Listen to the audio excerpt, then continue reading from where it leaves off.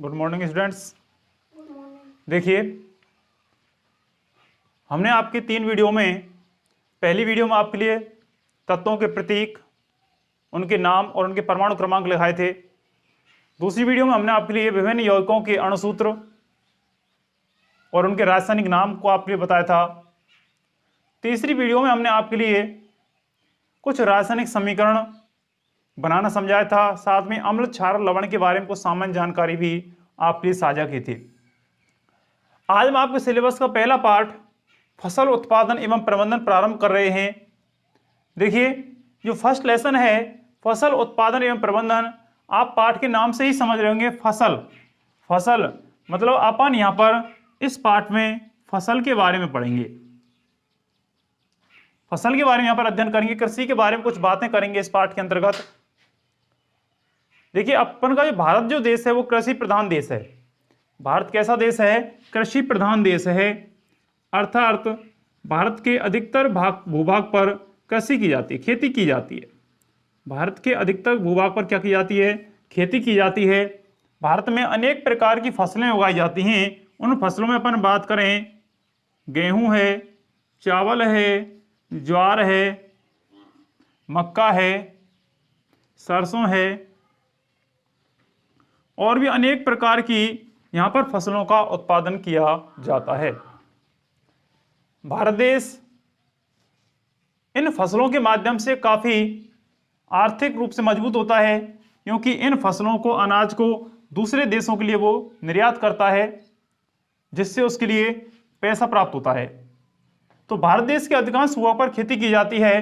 भारत देश के अधिकांश जो किसान जो होते हैं, अधिकांश जो लोग हैं, वो खेती करते हैं और वो प्रत्यक्ष और अप्रत्यक्ष रूप से इस कृषि पर निर्भर होते हैं। बात करते हैं अपन खेती की, तो जो फसल जो होती है कितने प्रकार की होती है? बात करते हैं अपन फसल कितने प्रकार की होती है। तो देखिए, फसल मुख्य रूप से 2 प्रकार की होती है। फसल की अपन जहां तक बात करते हैं तो 2 प्रकार निकल करके आते हैं। एक आता है रबी की फसल और एक आता है खरीफ की फसल। रबी की फसल और दूसरी निकल करके आती है खरीफ की फसल। खरीफ की फसल आपके सिलेबस में शायद 2 ही फसल दी गई हैं, लेकिन एक तीसरी फसल और होती है, मैं आपको बता देता हूं यहीं पर, जायद की फसल। जायद की फसल। देखिए, फसल कितने प्रकार की होती है? 3 प्रकार की, रबी की फसल, खरीफ की फसल, जायद की फसल। इन तीनों प्रकारों को पढ़ने से पहले मैं आपके लिए पहले फसल की परिभाषा बता देता हूं कि फसल कहते किसे हैं। भाई, अपन ने अपने खेत में जाकर के एक पेड़ बो दिया, उसको अपन फसल नहीं कह सकते हैं। अपन ने कोई, मान लीजिए, एक पेड़ ले जाकर अपने खेत में बो दिया, घर में बो दिया, कहीं पर बो देते हैं, अपन उगा लेते हैं उसको, तो उसको अपन फसल की संज्ञा नहीं दे सकते हैं। फसल किसे कहते हैं? देखिए, जब किसी एक निश्चित स्थान पर बड़े भूभाग पर एक निश्चित पैटर्न पर बीजों को बोया जाता है तो वह क्या कहलाती है? फसल कहलाती है। भाई, अपना खेत होता है, काफी बड़ा भूभाग होता है, काफी बड़ा क्षेत्र होता है, उसमें अपन एक समान प्रकार के बीजों को बोते हैं, जिससे वहां पर उस बीज के काफी मात्रा में क्या होते हैं? पादप होते हैं, जिनसे अपन अनाज प्राप्त करते हैं। तो वो क्या कहलाती है? फसल कहलाती है। अब फसल 3 प्रकार की होती है, रबी की फसल, खरीफ की फसल और जायद की फसल। बात करें सबसे पहले रबी की फसल को। देखिए, आप सामान्य रूप से, जनरल रूप से समझ सकते हैं कि देखो, अपन गांवों में रहने वाले लोग हैं, अपन अधिकतर फसल पर निर्भर होते हैं, खेती पर निर्भर होते हैं अपन। और अपन क्या कार्य करते हैं कि एक फसल तो कब बोते हैं? जब बरसात होती है। अब देखिए, इन दिनों बरसात चल रही है, अपन कौन सी फसल हो रखी है? अपन ने बाजरा है, ज्वार है, मक्का वगैरह बोई है अपन ने, ठीक है ना। और एक फसल कब बोते हैं अपन? एक फसल बोते हैं सर्दियों के मौसम में। कौन सी फसल बोते हैं? सर्दियों के मौसम में। सरसों है, गेहूं है, चना है, मटर है, ये सारी चीजें अपन उस समय बोते हैं। तो 2 बार बोते हैं अपन सामान्यतः। लेकिन कुछ लोग बीच में गर्मियों के मौसम में खीरा है, ककड़ी है, खरबूजा है, तरबूज है, इन चीजों को बोते हैं। तो वो भी तीसरी फसल है, वो भी तो फसल की संज्ञा देंगे अपन उनके लिए। तो देखिए, परिभाषा किस प्रकार से देंगे रबी की फसल की?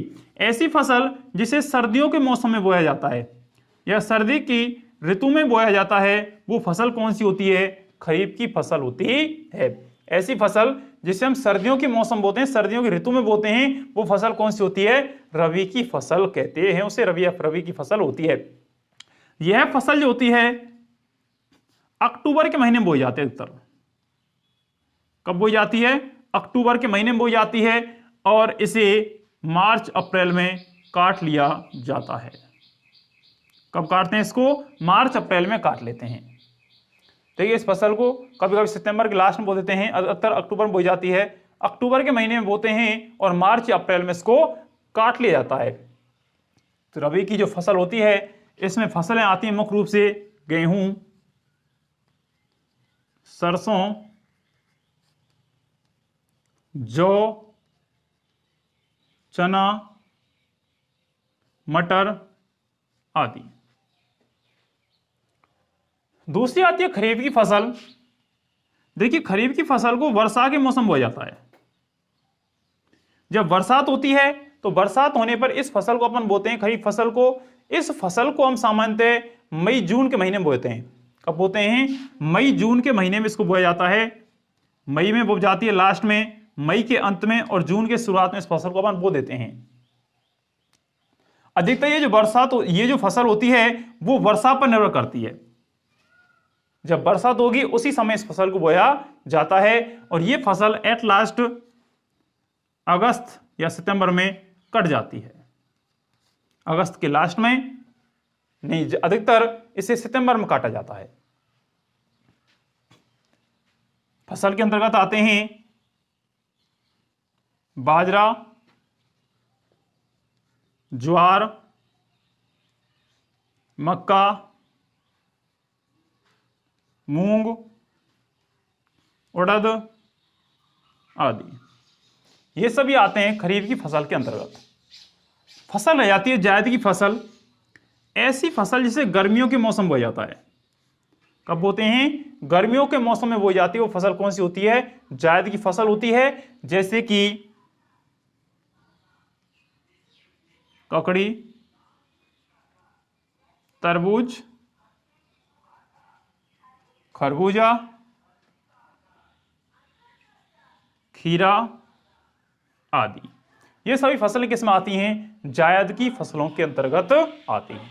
तो दोबारा सुन लें, फसल जब एक ही प्रकार के एक ही किस्म के पौधों को, एक ही किस्म के बीजों को एक बड़े क्षेत्र में निश्चित पैटर्न पर उगाया जाता है तो उसे हम फसल कहते हैं। फसलें तीन प्रकार की होती हैं: रबी की फसल, खरीफ की फसल, जायदी फसल।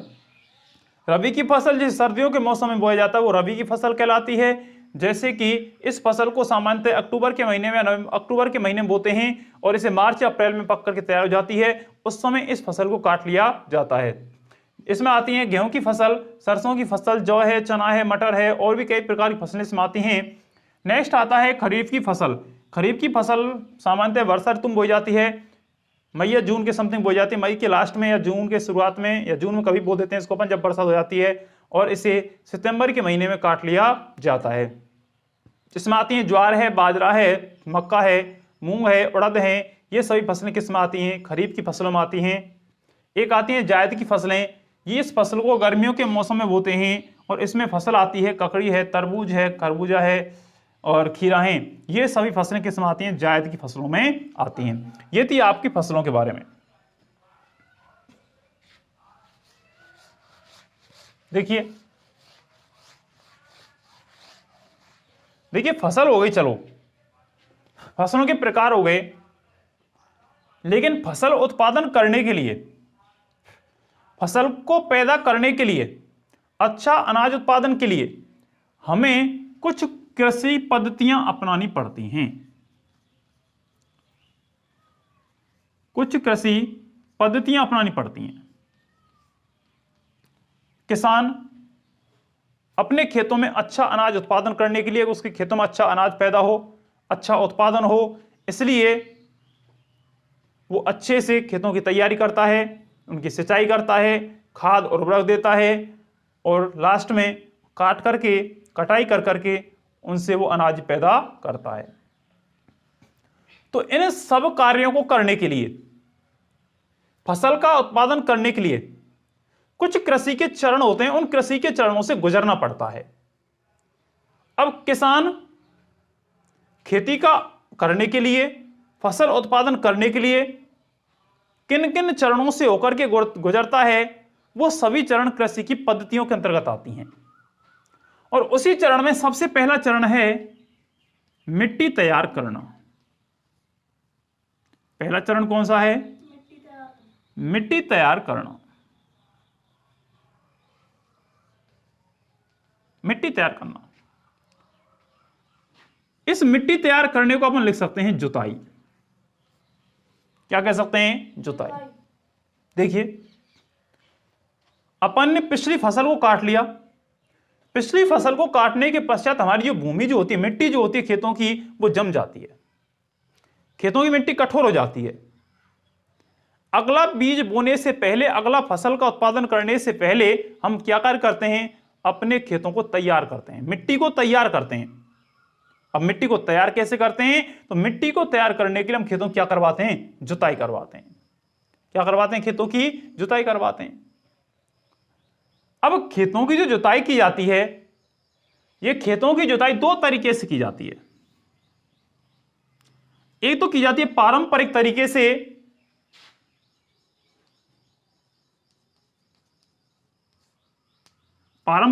से, और एक होती है आधुनिक तरीके से। अब आप ये सर पारंपरिक तरीका कौन सा है? देखिए, प्राचीन काल में पारंपरिक तरीके से, जिस समय विज्ञान का विकास नहीं था इतना, उस समय हल चला करके बैलों के माध्यम से खेतों की जुताई की जाती थी। हल चला करके बैलों के माध्यम से, पशुओं के माध्यम से हल को खींचा जाता था और खेतों की जुताई की जाती थी। ये जो हल हुआ करता था, लकड़ी का बना हुआ करता था, लकड़ी का बना हुआ हल हुआ करता था इस तरीके से। इस हल में आगे को इस तरीके से तिकोनी पत्ती लगी हुई थी। इस तिकोनी पत्ती को फाल कहा जाता था। क्या कहते थे? फाल। इस हल में इस तरीके से बीच में एक लकड़ी लगी हुई करती थी। इस लकड़ी को हम हल सैफ्ट कहते थे। और ये आगे तो इस तरीके से बैल लगाए जाते थे और इस हल को खींचा जाता था, जिससे क्या खेतों की जुताई हुआ करती थी। इस जुताई के करने में काफी अधिक समय व्यर्थ होता था, साथ में मेहनत भी अधिक होती थी, क्योंकि काफी समय में जाकर के खेतों की जुताई हो पाती थी और हमें मेहनत भी अधिक करनी पड़ती थी। लेकिन जिस प्रकार से विज्ञान का आविष्कार हुआ, आधुनिक यंत्रों का आविष्कार हुआ, तो आविष्कार होने के पश्चात कल्टीवेटर आए। कल्टीवेटर और ट्रैक्टर के माध्यम से हम क्या करने लगे? खेतों की जुताई करने लगे, जिससे बहुत ही कम समय में, कम मेहनत के द्वारा अच्छा काम होता है और खेतों की आसानी से जुताई हो जाती है। तो पारंपरिक तरीके से हल और बैलों के द्वारा और आधुनिक तरीके से ट्रैक्टर के द्वारा हम खेतों की जुताई करते हैं। अब जो अपन जुताई जो करते हैं, इस जुताई करने से होता क्या है? देखिए, इस जुताई के करने से खेतों की मिट्टी जो होती है पोली हो जाती है। मिट्टी कैसे हो जाती है? पोली हो जाती है, जिससे बीज जो होता है, जो अपन बीज बोते हैं खेतों में, उस बीज का अंकुरण आसानी से हो जाता है। बीज का अंकुरण आसानी से हो जाता है मिट्टी पोली होने से। साथ में ही जो पादप जो होते हैं, उन पादप की जड़ें गहराई में आसानी से चली जाती हैं। पादप की जड़ें गहराई में आसानी से चली जाती है, इससे पेड़ मजबूत होता है। तीसरी बात आती है, पादप की जड़ें श्वसन क्रिया आसानी से कर लेती हैं। श्वसन के लिए ऑक्सीजन गैस पर्याप्त मात्रा में मिल जाती है इनके लिए जुताई होने से। और साथ में ही मिट्टी में पानी का अवशोषण भी आसानी से हो जाता है। पानी का अवशोषण भी आसानी से हो जाता है। ये सभी कार्य जुताई के द्वारा होते हैं। कई बार जुताई करने पर मिट्टी के ढेले पड़ जाते हैं। उन ढेलों को फोड़ने के लिए या खेतों को समतल करने के लिए खेतों में पाटा फेरा जाता है। सामान्य भाषा पर मेज देते हैं खेतों में। विज्ञान की भाषा में इसे पाटा फेरना कहते हैं। इससे मिट्टी के बड़े बड़े ढेल टूट जाते हैं और मिट्टी समतल आसानी से हो जाती है। बात करते हैं जुताई कहते किसे हैं। लास्ट सारी चीज आपने समझ लिया, मैं आपकी जुताई परिभाषा बता रहा हूं। यहां पर जुताई क्या होती है, मिट्टी को उलट पलट कर पोला बनाने की प्रक्रिया को क्या कहते हैं, जुताई कहते हैं। मिट्टी को उलट पलट कर पोला बनाने की प्रक्रिया को क्या कहते हैं अपन, जुताई कहते हैं। भाई जब जुताई करते हैं, जोत देते हैं खेतों में, तो उस समय क्या होता है, ऊपर की मिट्टी नीचे चली जाती है और नीचे मिट्टी कहां जाती है, ऊपर आ जाती है। तो मिट्टी को उलट पलट करके पोला बनाने की प्रक्रिया को अपन क्या कहते हैं, जुताई कहते हैं।